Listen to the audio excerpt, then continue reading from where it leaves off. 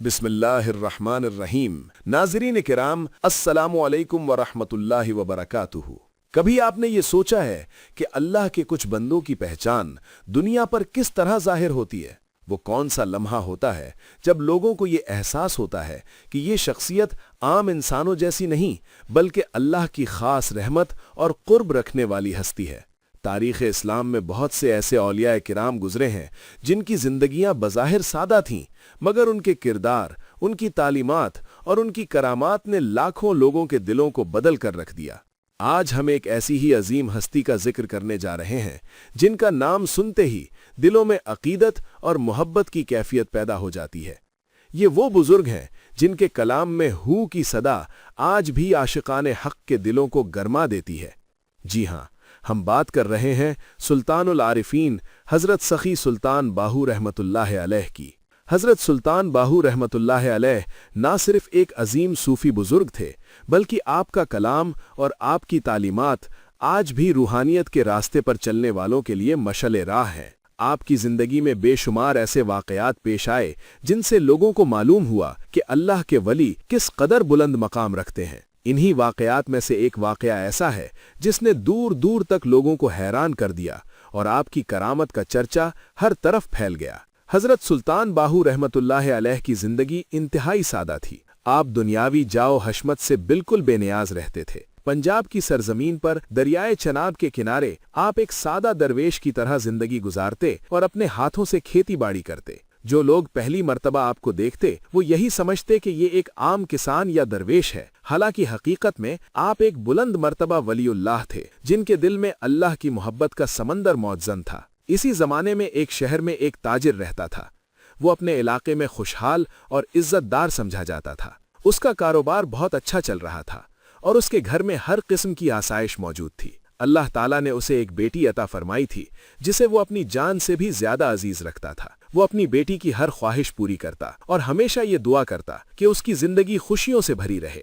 वक्त गुजरता गया और उसकी बेटी जवान हो गई। अब ताजिर को उसकी शादी की फिक्र होने लगी। उसने अच्छे रिश्ते की तलाश शुरू की और कुछ अरसे बाद उसे एक निहायत मुअज्जिज और अमीर घराने से रिश्ता मिल गया। ताजिर इस रिश्ते से बहुत खुश हुआ। दोनों खानदानों की रजामंदी से रिश्ता तय हो गया और शादी की तारीख भी मुकर्रर हो गई। घर में खुशियों की फिजा कायम हो गई और शादी की तैयारियां शुरू हो गईं। ताजिर ने दिल में इरादा किया कि वो अपनी बेटी की शादी बड़ी शानो शौकत से करेगा ताकि ये दिन हमेशा यादगार बन जाए। मगर दुनिया में हमेशा इंसान की ख्वाहिश के मुताबिक नहीं होता। बाज़ औक़ात अल्लाह ताला अपने बंदों को आजमाइश में डालकर उन्हें एक बड़ी हकीकत से आशना करता है।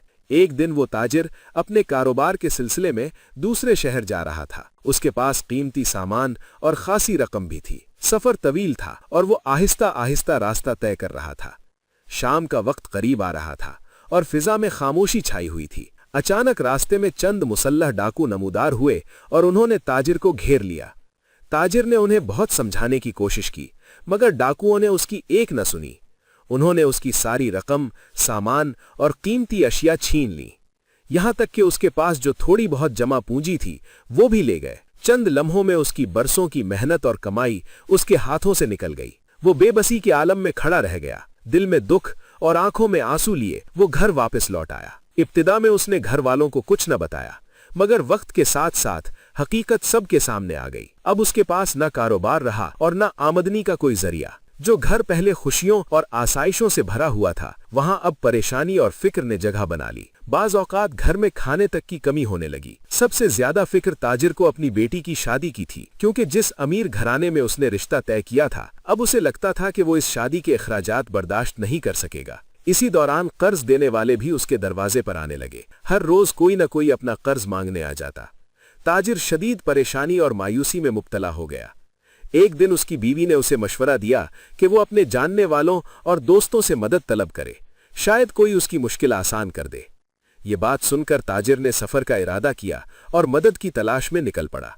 वो कई दिन तक मुख्तलिफ शहरों और कस्बों में जाता रहा, लोगों के दरवाजे खटखटाता रहा, मगर किसी ने उसकी अमली मदद न की। कुछ लोगों ने सिर्फ तसल्ली दी और कुछ ने साफ इनकार कर दिया। आखिरकार वो इंतहाई मायूसी के आलम में सफर करते करते झंग के इलाके शोरकोट के करीब पहुंच गया। वहां एक दरवेश ने उसे परेशान हालत में देखा तो उससे हाल पूछा। ताजिर ने अपनी सारी कहानी बयान कर दी। درویش نے غور سے سنا اور پھر کہا کہ اگر تمہاری مشکل کوئی حل کر سکتا ہے تو وہ دریائے چناب کے کنارے رہنے والے ایک اللہ والے بزرگ ہیں، تم ان کے پاس جاؤ۔ یہ سن کر تاجر کے دل میں امید کی ایک نئی روشنی پیدا ہوئی۔ وہ فوراً دریائے چناب کے کنارے کنارے چلنا لگا اور لوگوں سے راستہ پوچھتا ہوا آگے بڑھنے لگا۔ کافی سفر کے بعد وہ اس مقام تک پہنچ گیا جہاں حضرت سخی سلطان باہو رحمت اللہ علیہ اپنے کھیت میں کام کر رہے تھے۔ تاجر نے دیکھا کہ ایک بزرگ اپنے ہاتھوں سے ہل چلا رہے ہیں۔ ان کے کپڑے نہایت سادہ تھے اور چہرے پر سکون اور اطمینان کی کیفیت تھی۔ یہ منظر دیکھ کر تاجر کے دل میں خیال آیا کہ جو شخص خود اتنی سادہ زندگی گزار رہا ہے وہ میری کیا مدد کرے گا۔ یہی سوچ کر وہ واپس مڑنے لگا، لیکن ابھی وہ چند قدم ہی چلا تھا کہ ایک آواز آئی، اے تاجر ذرا ٹھہرو۔ وہ چونک کر رک گیا۔ یہ آواز حضرت سلطان باہو رحمت اللہ علیہ کی تھی۔ آپ نے محبت بھرے انداز میں فرمایا کہ تم اتنی دور سے آئے ہو اور ہم سے ملے بغیر واپس کیوں جا رہے ہو؟ یہ سن کر تاجر کی آنکھوں میں آنسو آ گئے۔ وہ فوراً واپس آیا اور ادب کے ساتھ آپ کے سامنے کھڑا ہو گیا۔ اس نے ہاتھ باندھ کر اپنی ساری داستان بیان کر دی اور عرض کیا کہ میں اپنی بیٹی کی شادی کے لیے پریشان ہوں اور ہر دروازہ کھٹکھٹا کر تھک چکا ہوں۔ حضرت سلطان باہو رحمت اللہ علیہ نے بڑی شفقت سے فرمایا کہ تم کچھ دیر کے لیے یہ ہل چلا لو، میں وضو کر کے آتا ہوں۔ تاجر نے فوراً ہل سنبھال لیا اور کھیت میں کام کرنے لگا۔ کچھ دیر بعد جب حضرت سلطان باہو رحمت اللہ علیہ واپس آئے تو آپ نے زمین سے مٹی کا ایک پتھر اٹھایا اور تاجر کے ہاتھ میں دیتے ہوئے فرمایا کہ یہ میری طرف سے لے جاؤ اور اپنی بیٹی کو دے دینا۔ تاجر حیران ضرور ہوا مگر خاموشی سے وہ پتھر لے کر واپس روانہ ہو گیا۔ راستے بھر وہ یہی سوچتا رہا کہ میں اتنی امید لے کر آیا تھا اور مجھے صرف مٹی کا ایک ٹکڑا ملا۔ رات کے وقت جب وہ گھر پہنچا تو اس کی بیوی نے پوچھا کہ کیا ہوا۔ تاجر نے مایوسی سے کہا کہ کہیں سے کوئی مدد نہیں ملی، بس ایک بزرگ نے مجھے یہ مٹی کا پتھر دے دیا ہے۔ غصے میں آ کر اس نے وہ پتھر صحن میں پھینک دیا اور چارپائی پر جا کر لیٹ گیا، مگر رات بھر اسے نیند نہ آئی۔ کچھ دیر بعد وہ اٹھ کر صحن میں آیا۔ جیسے ہی اس کی نظر زمین پر پڑی تو وہ حیرت سے لرز اٹھا۔ صحن میں عجیب سی روشنی پھیلی ہوئی تھی۔ جب اس نے غور سے دیکھا تو وہ دنگ رہ گیا۔ وہی مٹی کے پتھر جو زمین پر پڑے تھے اب خالص سونے اور قیمتی جواہرات میں تبدیل ہو چکے تھے۔ یہ منظر دیکھ کر تاجر کی آنکھوں سے آنسو بہنے لگے۔ اسے اپنی غلطی کا احساس ہوا۔ اگلی صبح وہ فوراً حضرت سلطان باہو رحمت اللہ علیہ کی خدمت میں حاضر ہوا اور تمام سونا آپ کے قدموں میں رکھ دیا۔ حضرت سلطان باہو رحمت اللہ علیہ مسکرائے اور فرمایا کہ یہ سب تمہارا ہے، اسے لے جاؤ اور اپنی بیٹی کی شادی خوشی سے کرو۔ ناظرین کرام، اسی واقعے کے بعد حضرت سلطان العارفین سخی سلطان باہو رحمت اللہ علیہ کی کرامت کا چرچا دور دور تک پھیل گیا۔ لوگ جان گئے کہ دریائے چناب کے کنارے ایک ایسا اللہ والا موجود ہے جس کی نظر کرم سے مایوس دلوں کو امید ملتی ہے۔ آج بھی لاکھوں عقیدت مند آپ کے دربار شریف پر حاضر ہو کر روحانی سکون حاصل کرتے ہیں اور اللہ سے دعا کرتے ہیں کہ ہمیں بھی اولیاء کرام کی محبت نصیب ہو اور ان کے نقش قدم پر چلنے کی توفیق ملے۔ آمین۔